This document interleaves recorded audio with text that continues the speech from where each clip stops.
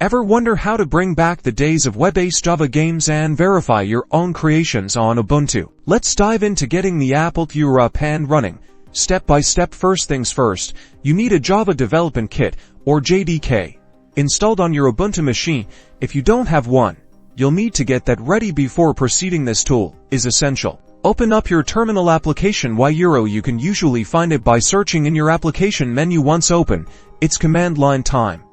You'll use the terminal to launch the Appletviewer and the tools it needs to access your Java applets.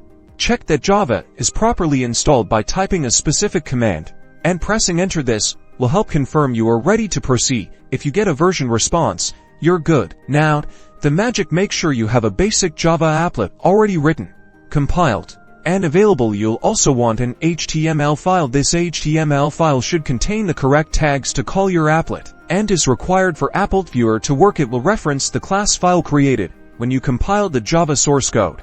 Navigate within the terminal to the directory containing your Java application's HTML and class files. The cd command is your friend here.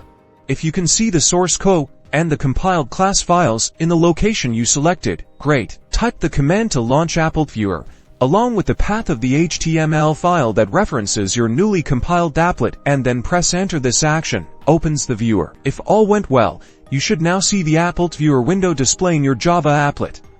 Congratulations, you have now been able to test your applet. Check that it functions as intended. Now go forth and debug or create. You are now ready to run and test Java applets on your Ubuntu.